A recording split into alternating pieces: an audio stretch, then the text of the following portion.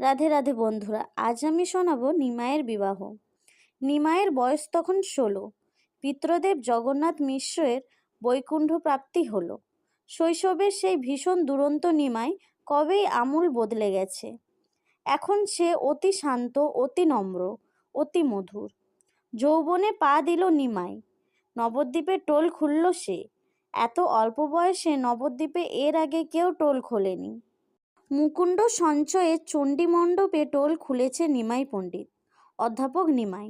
অনেক ছাত্র তার। সমগ্র নবদ্বীপে আগেই তো নিমাইয়ের সুনাম বিপুলভাবে ছড়িয়ে পড়েছিল। টোলের নিয়মনিষ্ঠায়, অধ্যাপকের আদর্শ চরিত্রে, গুরু শিষ্যের সম্পর্কের মধুর্য রাতারাতি বিখ্যাত হয়ে উঠল নিমাইয়ের টোল। এমন এক দিনে বনমালী ঘটক হাজির হলো শচীদেবীর ঘরে। প্রস্তাব দিল বল্লভাচার্য তার কন্যা লক্ষ্মীপ্রিয়াকে শচীদেবীর হাতে বধূমাতা রূপে তুলে দিতে চান।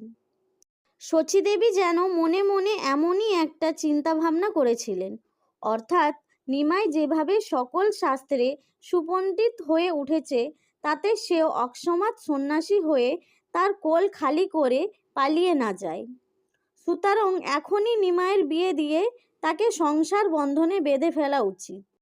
এক পরম শুভ লগ্নে পঞ্চহরিতকী মাত্র বর্পণ নিয়ে শচীদেবী লক্ষ্মীপ্রিয়াকে গৃহবধূ রূপে বরণ করে নিলেন।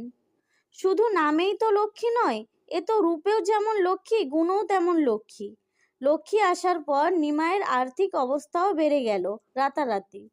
লক্ষ্মী এসে শচীদেবীর সংসার আলোয় ঝলমলিয়ে উঠল।